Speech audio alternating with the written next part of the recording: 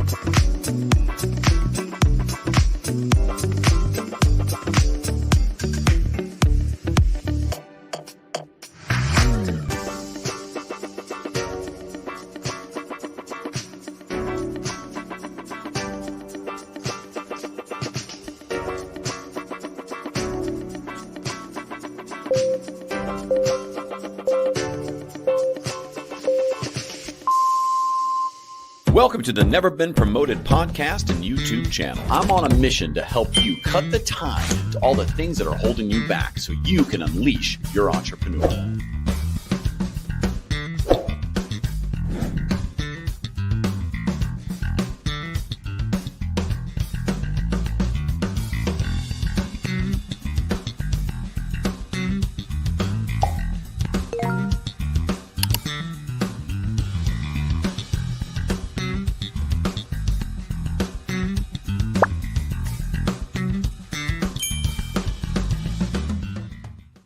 Now, I know you're probably wondering, will I really die if I'm not different? I can't say for sure, but I don't know if I'd risk it. So I'd listen up for today, because why risk death for just being boring and the same like everybody else? Because if you're like everybody else, I mean, think about this though, right? Our guest today is Roy Osing. He has some views on being different, and he's alive. So maybe we should listen to him because he's different. He's not dead. Hey, thanks for everyone who's listening, watching. I am Thomas Helpick, your host. We are here on a mission to help a million entrepreneurs. Screw that. Let's help millions of entrepreneurs get better at entrepreneurship. You know, you gotta get out there, unleash kind of who you are. You do this by cutting the tie to all the kind of the shit holding you back in your life, and it could be anything: fears, excuses, people. Just whatever it is. There's lots of little things holding you back from being great, just in your life in general. Being different might be one of them. So we'll have a conversation around that today with Roy. My only shameless plug for ourselves is, please, if you just get a minute, youtube.com/@neverbeenpromoted. Give it a subscribe. And if you listen to the podcast, take a moment, give it a 5-star review. Even if you don't feel like it's 5-star, give it a 5-star review. Just kidding. If you don't think it is, get through to me on LinkedIn and tell me why, and I will listen. All right, enough shameless plugs. Let's get Roy to the street. Roy, how are you? Any better, it would be illegal, Thomas. No kidding, man. I'm just awesome today. Just on it. You're in Vancouver, so things are illegal there that aren't legal here. Probably. We'll I like how out. you said that as probably, like you haven't explored it or looked into it. That's a very safe answer. I appreciate that. I can put it. So you're different because you're alive. So as soon as we stop being different, we die, is my understanding of your book and your philosophy. How are you today? You good? I'm like I say, I'm really good today. I've got some sunshine outside, and temperatures aren't bad in Vancouver today. And I'm having a conversation with somebody that gets it. So it's all good here. You know, I when we get into this, we'll see how far too different is. Then you get, you're like past the spectrum of acceptable different. So we'll talk about that. But I'm looking forward to this. Do you want to take a few minutes and just kind of set the stage, so to speak, with you, just, what you're doing today, and then back up to kind of the relevant data that would support that. And then we'll start from there and kind of get into the weeds with how to be different. Yeah. So I'm going to do it the opposite way, if you don't mind, Thomas, in the spirit. Well, if you did it any differently, it wouldn't be different. In the spirit of be different. So should we say, wait, can we say goodbye now? And then, hey, thank you so much for interviewing. We're going to do everything opposite. Awesome. We could just run it from the bottom. Great. It's great. So you guys follow. We'll talk to you next week. Okay. All right, go ahead.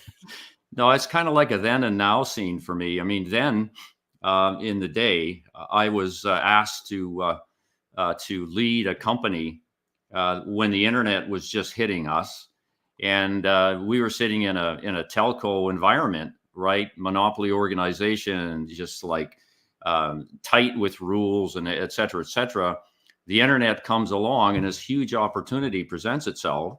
And I was asked to lead the charge to take this early stage company and maximize the opportunities we could get from the internet.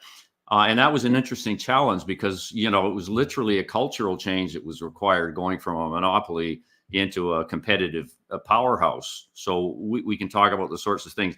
That was the genesis, okay, of a number of what I call audacious moves that we made to actually reset the culture, do things differently, and appeal to customers in a way that they've never been appealed to before. Grew the business to $1 billion, and today that business is worth $18 billion. I like to think that my team had a little role to play in that. So that occupied a lot of my time. Okay, but it did give me the material to talk about being entrepreneurial, right?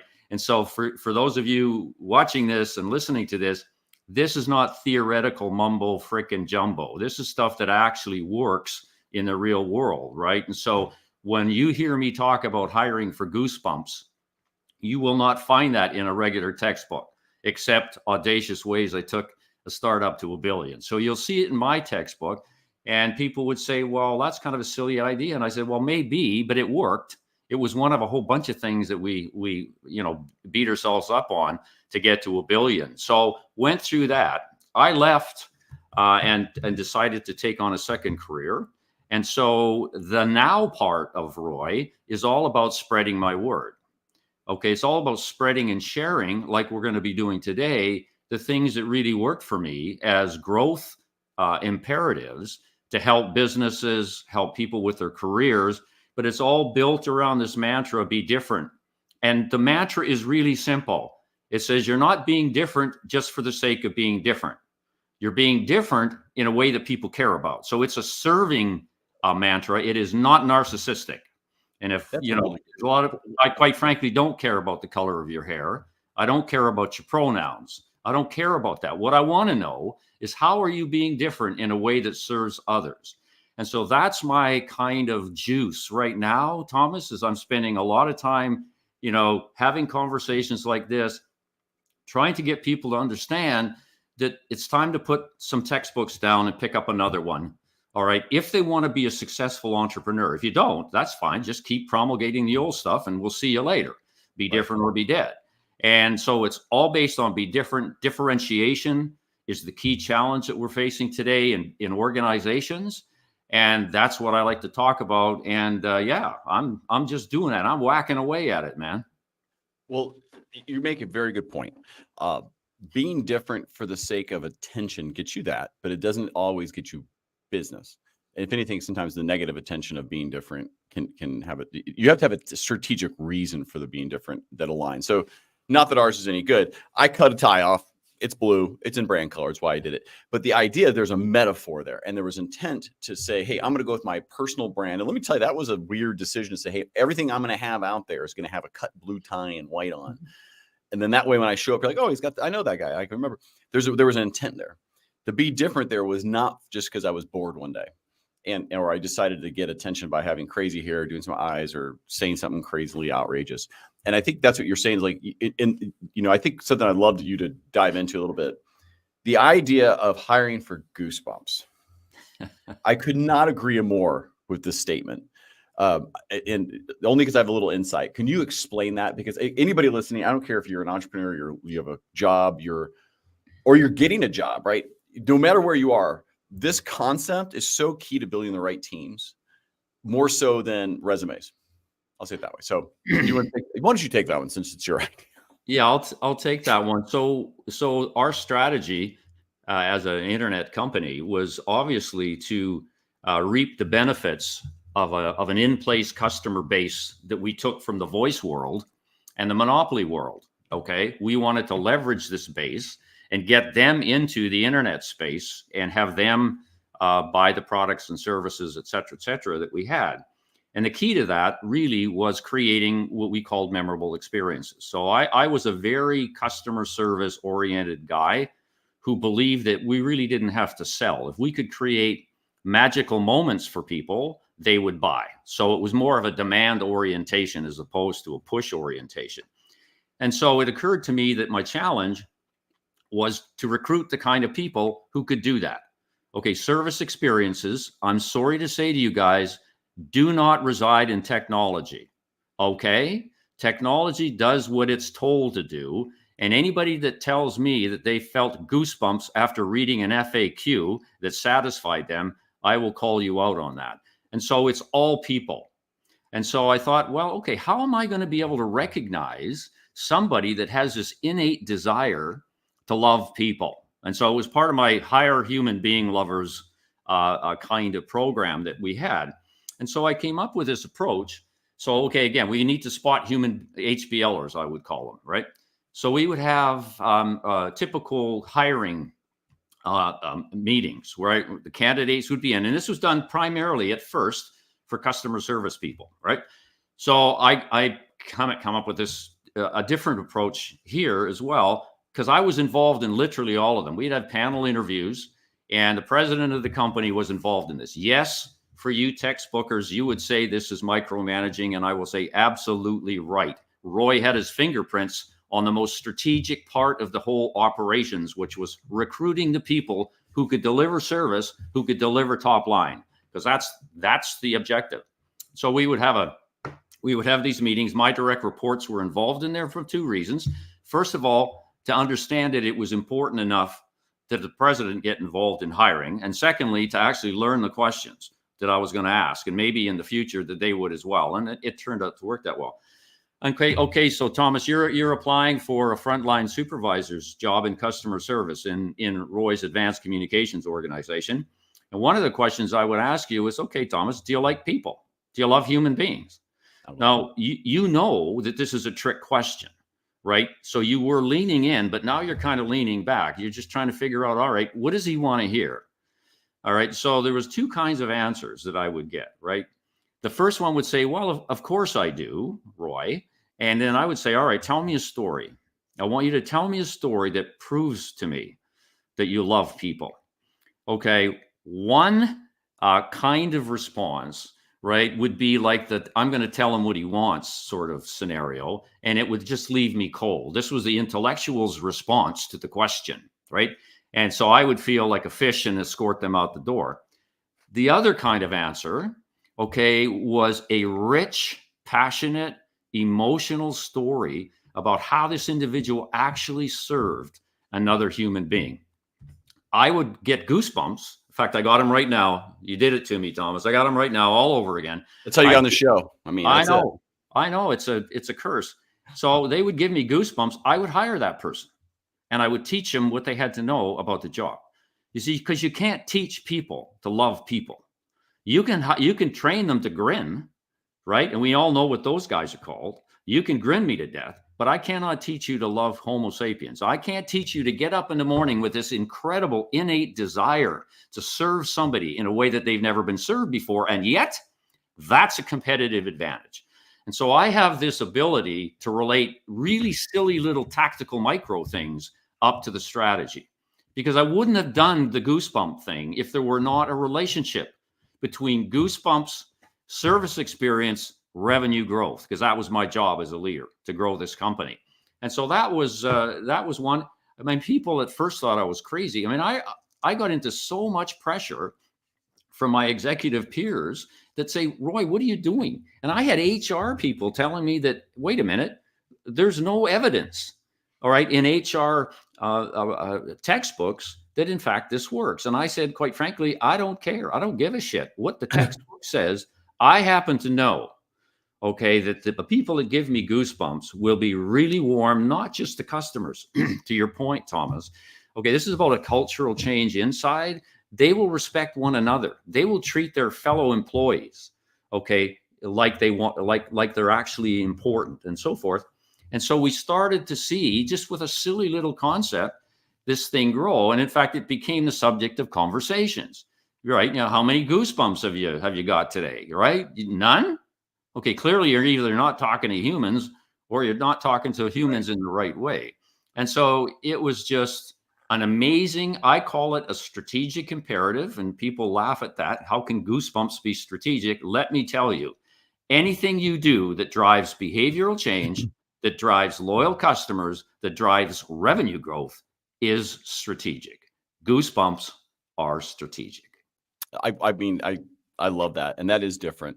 I don't know. I honestly, if you asked me that question in an interview, my answer would be like some people, because some people really are horrible, and I'd be like, and we all know it.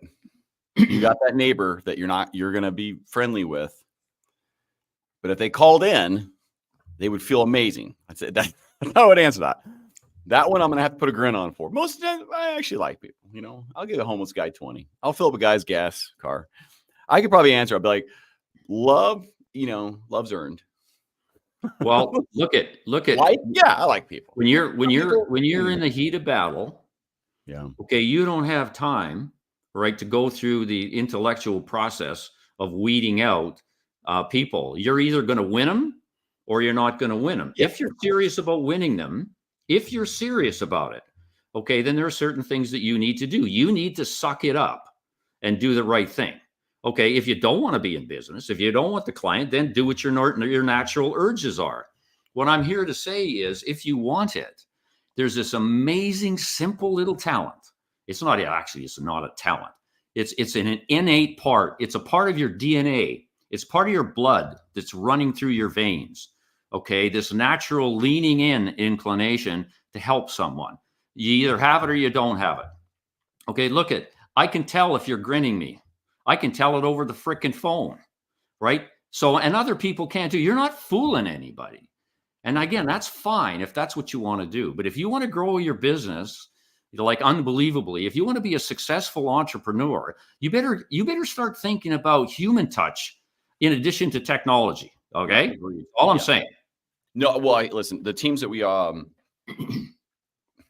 the no asshole rule, we probably have overextended. So for the teams that we've kept for almost 4 years, they're amazing, right? And they have that idea that truly serve.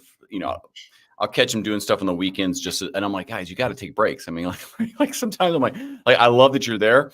If it's for me, please stop working on it. I can wait. I go, don't let my impatience ever fool you that you need to work on a weekend, unless I say, could you please really do this because I blew it, and it's usually my mistake. But that mentality comes over, and the ones that have kind of like been late, done stuff continually, people get excuses, right? And okay, you had a bad day, whatever. But when it happened a couple times, we're just like, nope. And I'm with you because, if you can't hit deadlines, if you can't show up and really serve, we don't have any interest in it either. So I'm with you on this. I don't know if we've gotten full goosebumps. There's a few people in my team, the core team specifically, that every one of them has a version of that. But I think just as a general rule, hiring for the propensity to learn, hiring for the propensity to wow or serve fully exceeds, hey, you have a resume that checks all the boxes. My wife in HR would probably disagree to some degree, but. Well, I actually was doing a podcast with this woman from New York, and she had a PhD in HR. And when we started talking about this, I could see the pain in her face. And I said to her, you're really having a hard time with this, right? And she goes, yeah, I'm not getting it. I just don't believe it, etc. I said, well, we should probably stop the conversation, because I don't think there's any way you're going to realize and recognize it. I said, because you don't have it as part of your frame of reference. You're an academic. You haven't run $1 billion a year business. So why are we even talking? And so she says, yeah, okay, that makes sense, but I'm not going to record it. And I said, no shit. But it's recorded now and it's live. And by the way, I think though, if you could find someone with experience in an area that has those things, clearly an awesome hire. But I don't think it's a requirement. Listen, I should stop talking. I have never been promoted, hence the name of the thing. But I've been asked to leave plenty of times. So I probably am too different at times. So I have a book coming out called Cut the Tie, and it was going to be called Asked to Leave. But I think those were too much about me. So Cut the Tie is about you. It's about helping you. Well, cut the tie, by the way, I like, because it's you're proactively introducing discontinuity in my world, is the way I would describe it. Mm-hmm. You're intervening on yourself. You're breaking away from momentum. You're breaking away from the status quo, all of which are requirements to be a successful entrepreneur. Now you need to take it one step further and create context for what your life is. And this is where a lot of entrepreneurs fall down. I'd agree. Yeah. They come up with a technology that they think is a panacea, and they're going to blow the technology out. I keep saying to them, I want to understand okay, what your context, what your strategy is, and then let's talk about how the product capabilities play into that context. Let's not start by pushing the technology, because by the way, everybody has technology, Right. right? Everybody. I mean, it's not a competitive advantage anymore. So once you understand the context and you create what I call my only statement, and this is Roy's solution to what I say is mediocrity in the differentiation space today, where everybody says we're better, we're best, we're number one, we're market leader, we're first. Who cares? Because first of all, it's not believable. What you want to be is you want to be the only one that does what you do. Not better, not best. You want to be the only. Part of my work with entrepreneurs is all about that. Because unless you understand how your solution is truly unique, you may as well stop burning cash, because you're going to be dead. You're going to be one of the 50% of startups that die on the vine. Like, it's really interesting to me that very few people get the fact, right, that entrepreneurial death, generally, in my experience, and I've got a lot of it, I've been around a long time, is He's caused 38 years old, just so you guys know. Yeah. You guys were, he's Yeah, 38. right. He's, Yeah, he's flip really them off. overselling the age thing here. But it's caused by not being clear on what your value proposition is Yep. in an only statement way. Textbooks don't give you that. They don't give you You're that. They hired. give you USPs that don't mean anything, because it's You're, all about you. Roy, you're Right? hired. Okay, Yeah, you're hired. I know. I'm bringing I know. you on the team. That's I it. You gave me goosebumps. Thomas, look at this is simple I'm stuff. serious. This is simple You and I stuff. get off this call. I have a new service line that I'm struggling with this exact thing, and Okay. I'm being dead serious right now. You and I are going to have a conversation about, because I know that there's a problem I'm solving in the marketing space around verifying agencies and the fact that they are always up against a bad experience.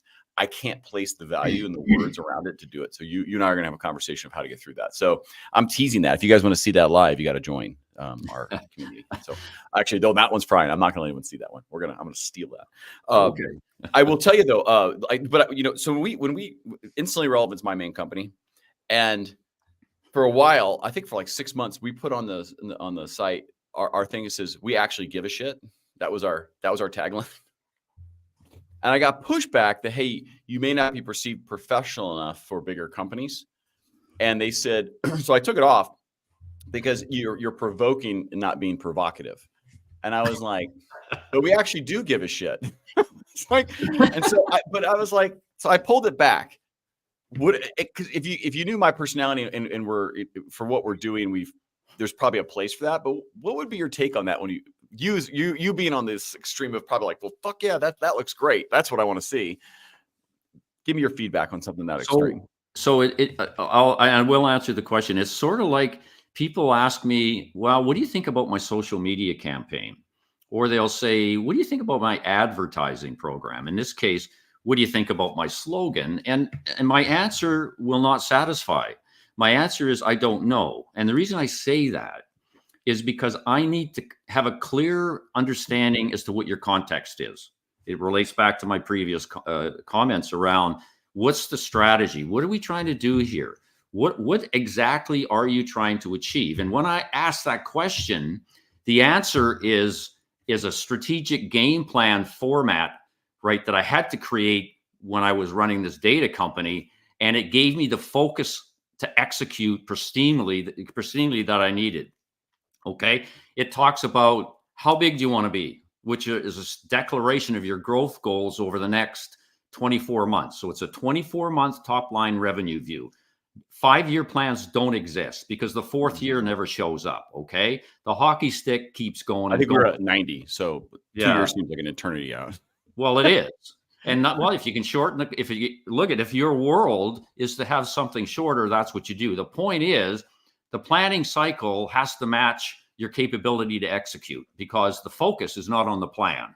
It's on getting the plan just about right, executing it flawlessly, and learning from that execution as you go. Okay. So we spend time talking about that. The second question is, who are you going to serve? Where are you going to get the money? I'm coming close to answering your question. No, Where mine was leading the witness a bit, because a lot of people focus on that as their differentiator or their tagline, and so I'm leading the witness just a bit. Second question: who are you going to serve? Now, this is critical, all right? Like Yeah. the mass markets don't exist. Of course, where are you going to get the money? And what I try and get people to do is select as few customer groups to serve as they can, because you have obviously limited bandwidth in energy, time, and resources to do the job. So you need to be really focused. And as you're doing that, the third piece associated with that is, what do they crave? Okay, my world is about cravings. It goes like needs, desires, cravings. That's Roy's Maslow's hierarchy. All right, because people buy on cravings. That's where the sweet spot is. If you can find that, you don't have any competition, literally, because nobody's thinking this way, and it's price insensitive. Find out what the who craves, right? Then the last piece says, how are you going to be the only ones that do what you do in that craving space? All right. If you discovered that your who, Thomas, was relentless about having people around them that gave a shit, then that's what you play into. Okay, so I would say the direct linkage between we actually give a shit, right? I would be asking, all right, I want to talk about what your who craves. Tell me what they crave. And if there's a relationship there, then I think you're on the right track. If there's not a relationship, then it might just simply be a gimmick that you think is cool. And if that's the case, it's not appropriate. So that's where I would exactly. So I think that's where I landed on. It was like, hey, it got attention and eyeballs, but I didn't see the next step strategically of where it aligned, because we were definitely more in the marketing space. So that was kind of the idea, is that we do things a little differently in our strategy. And the truth is, we don't do things differently. What we do is we just execute with tenacity, and as opposed to instant gratification, let's abuse AI world that we are living in. Now we were like, no, there's anyway, to build business, it doesn't change much. You can do it a little faster, you can do it a little cleaner. But, so the idea is, it wasn't really enabling a strategy. It was getting eyeballs, and then what? And so that's where I pulled back on it. So I was like, also don't want to eliminate half of an audience that would have picked this. And since then, we've picked up $2 billion clients. So probably was the right decision. I love it. Okay, but to be fair, to really understand, in fact, there may be more depth to that going through the process. I just finished some work with a landscaping company. What do? They cut lawns and they weed. And they came to me and said, Roy, we need a strategy. We'd like to use your strategic game plan. So we sat down and started working on it, and got to the point where they decided that they want to do that. We call them up here stratas. I think you call them homeowner associations. That was going to be their target, right? And so now they're saying, all right, what can we do that's special, right, for these homeowner associations? And I said, well, what keeps them awake at night? Well, that keeps them awake at night is a strata council, okay, that really wants the properties to continue to grow, right? So that seems to be the craving for every one of these. And so at the end of the day, what we ended up doing was creating a strategy that morphed their business away from being like traditional landscapers into being part of the property development scheme. Okay, and so their only statement was, we're the only ones who provide solutions to strata to help them grow their property values. So they're actually morphed from cutting lawns into property development, as defined a very specific way. So it's an excellent example of how you can completely make not just a pivot, but a breakaway shift into a different space, just by looking at, what do they crave? What do they crave? What keeps them up at night? That's what we want to know. I don't care about their internet service. I want to know where they vacation. I want to know in their income statement what keeps them up at night, because maybe I can help them, and play into that. And so that's the kind of process we use. And it's lit some fires, man. It lit some fires. I like that, because that triggers on the emotional side. And whenever I do these kind of interviews, I try to relate it to kind of stuff I've actually worked on. One, because I'm selfishly learning. This is why I started the podcast, so I can get 1 hour as a consulting. It's true. So a micro mentoring. So we're going to do my session. God damn it. Okay. We're doing this. But so when we were at the actually give a shit, I'll come back to that. Then we were really doing just LinkedIn marketing. And since then we've definitely become much more of a growth strategy company. One of our initial tips of spears is still LinkedIn, because we know how to use it really well. But I'm actually considering going back to something, hey, we actually give a shit, because there's other things at play, which is the Cut the Tie community. It's about helping entrepreneurs get better at entrepreneurship. We do this through growth strategy. And if you want to surround, I think the idea is a second line. You want to surround yourself with people who actually care, who actually want to make you successful. That's us. That actually has merit now to where we were before. It was just a gimmick for a marketing to seem different. Where my brand and my companies have shifted is really around enabling entrepreneurs to grow bigger, which is strategy plus, help and things like that. So there's something I may revisit with that because it actually plays strategically into a bigger game that we have now for what we're doing. So you may be the missing link. We don't know that yet. Maybe I'm hiring after that. The caring piece is huge, and that's where I was going to go. What piece? I'm sorry, you cut out there a bit. Oh, the caring piece is huge. Caring piece, yeah. Okay, I mean that's really what you're saying is that we're in business to care for people in a way that matters to them. Being different is about caring for people in a way that they want. All right, so it's at that level, and now what you got to do is be really granular in terms of defining the targets and getting granular in terms of specific cravings, and then taking the move and saying, all right, from a comms point of view, communications point of view, how can we best have a narrative that lines with that? Now, some people may think, well, we care about you is kind of corny. Caring is more, I think, appropriately demonstrated than talked about. And so you can talk about giving a shit, and that allows you, right, the right to have a conversation around the caring strategy, because that is a valid strategy to actually say we care. Agreed. And before it would have just seemed disingenuous because we were a marketing agency.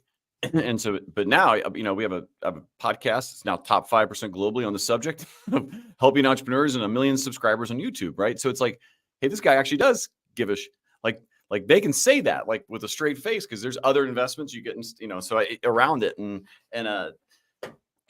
So the other part was the same thing we used to talk about, be different. Different is better. So I'd rather be different than good or great at something. I just would rather be different about how we solve a problem, because then at least people go, well, I've tried all the other stuff. Let me try that. And but you have to actually deliver behind that statement if you do that. Yeah.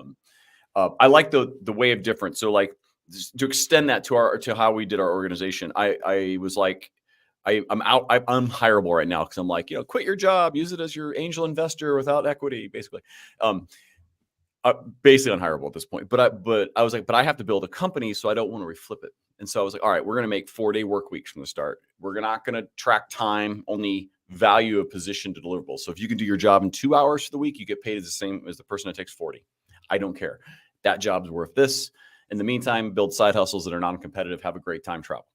And the team that we've built around that, because we did it differently, is thriving. Like they, of course we want to pay them more if we can, whenever we can do it. But the point being is I intentionally have set out to create a different kind of organization that's more human in nature, allows people to have happy lives, because a third of their time is spent working, but I don't want them to feel like it's work. I want them to have fun with doing it. So, I'm with you on this different or dead, because I think you just end up like everybody else.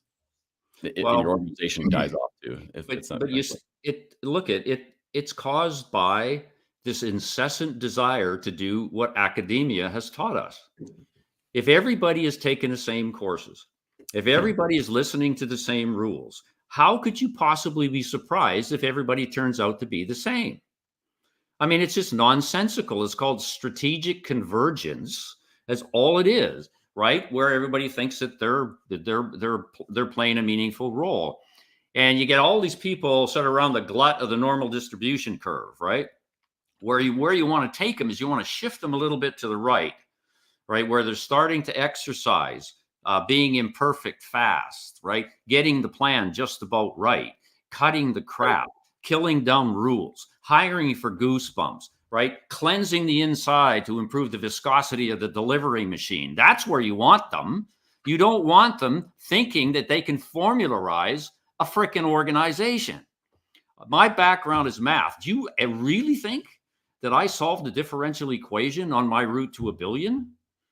Hell no. All that did is taught me how to solve problems, use my head to realize that the practical things are the things that light fires in people. And if you can't light fires in people, they will not join your journey. And if they don't join your journey, you don't achieve. You die.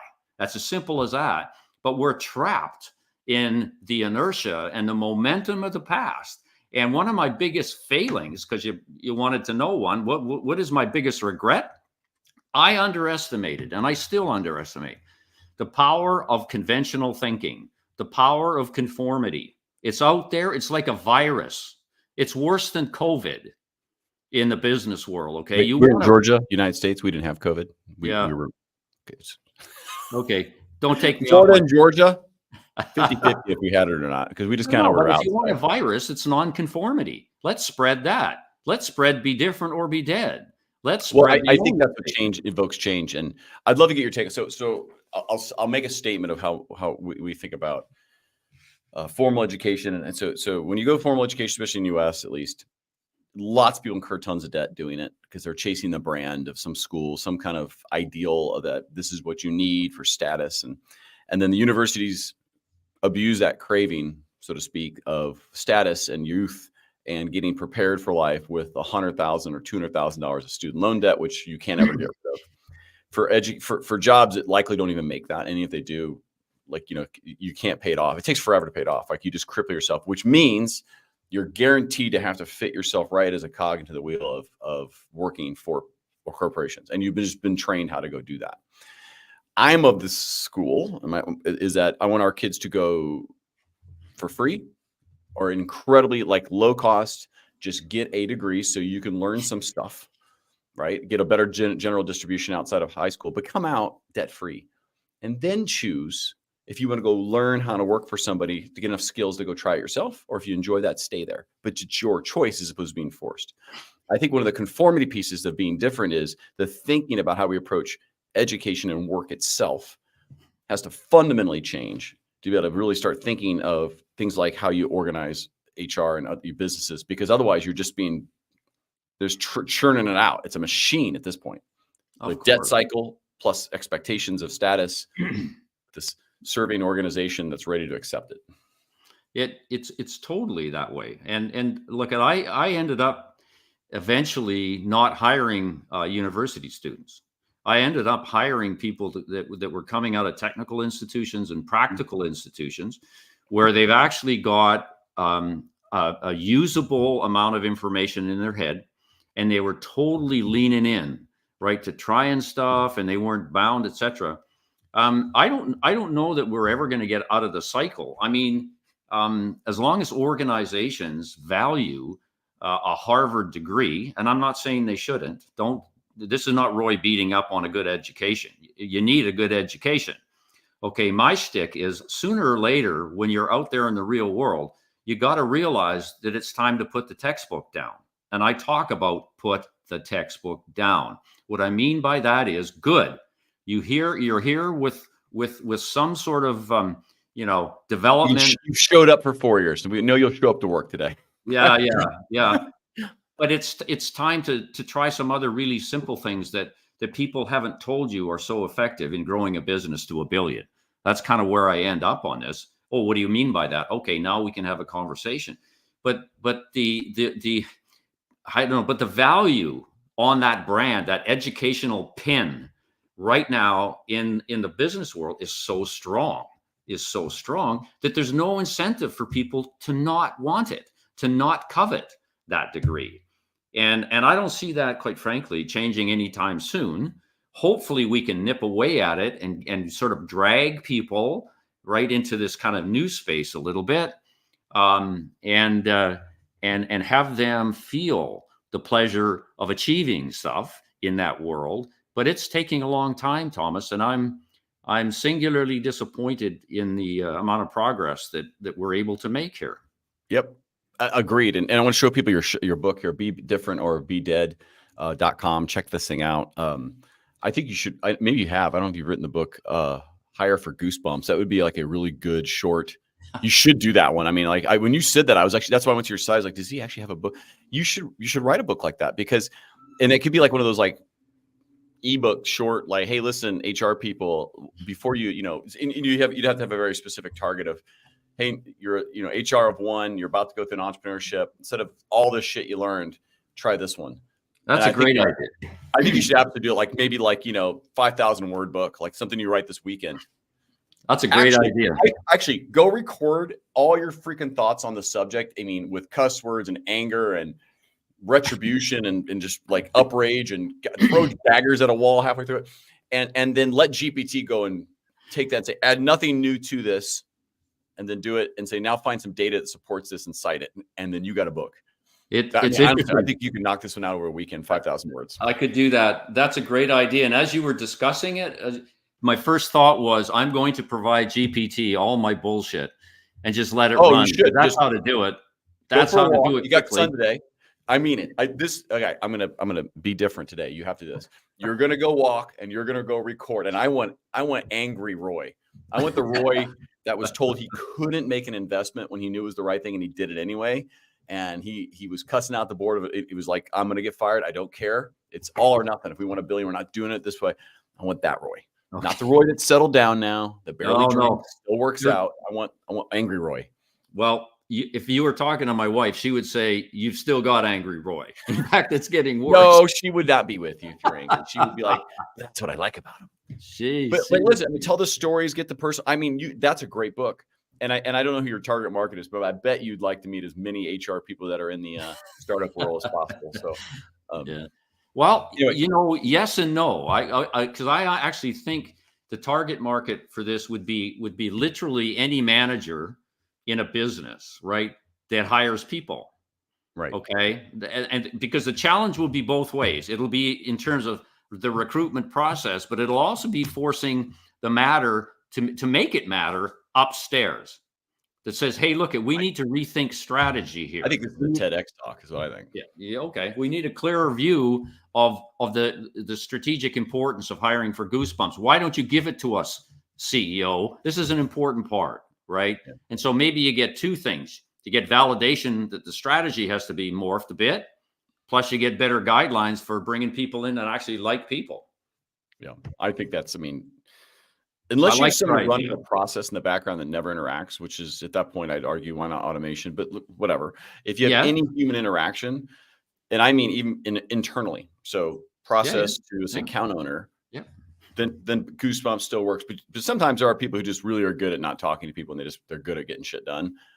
Let's let them be. That's fine. Fine. I got no problem with that. Just get them in the right spot. Don't unleash them with my favorite asset called a human being that's paying me a transaction all the time. Keep them away, put them in the cubicle, let them run. Yeah. Got no problem. No camera and mics for them. Sorry. You're going to be muzzled. Okay. Unless they got a good voice, and then they can do that sexy voice guy background podcast. And there you go. Maybe it's like 1-800. No, 1-800 call Capital Roy. Yeah, call Roy Osing. Oh, we're being silly. Roy, it's that time of day where you have to do a shameless plug. I know you don't like telling people how to buy from you, but I'd like you to tell them anyway. So I have a website, bedifferentorbedead.com. You just saw it. Come visit me. There's lots of content on that site. I've been blogging on this stuff since 2009. So if you wanted to learn about Goosebumps, go to my blog and search for Goosebumps, and you'll find lots of stuff.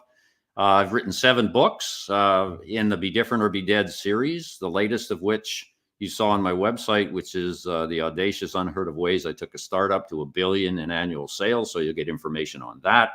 Plus, there's ebooks there on marketing and leadership and careers, etc. And the other thing is I've got an email. It's roy.osing@gmail.com. And I'm really happy to have a conversation with anybody on any subject. I mean, hell, I get them every day on, hey, Roy, I've created my only statement. What do you think about this? Or, hey, I've done that. What do you think about that? And I love that engagement process. I really do, because at the end of the day, helping people on the journey that are willing to go on the journey, that's really what it's all about for me. And so reach out. I'm always here for you. I appreciate that. And no, I will say buyer beware. You're going to get your baby may get called ugly, or at the very least, your baby is dressed ugly.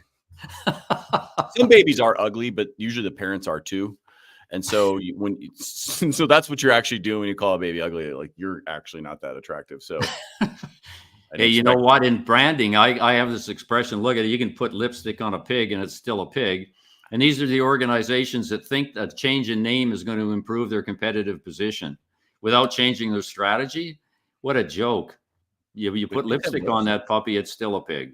I thought there was pigs actually have lips. I thought that was a joke. Oh, I had no idea until you said that. No, I made it in. I made it into that. I just I've heard that. I'm not going to go down the road. We would go into a tangent. We'd probably talk about politics, and then next thing you know, I'll start drinking again, and it'll be over. So, Roy, thank you so much for coming today, guys. It's I'll put the banner up one more time for it. So here's your email: roy.osing@gmail.com. If you get spam, not my fault. You shared it, and be different or be dead.com, just like it sounds. Roy, thanks so much for coming on today. You rock.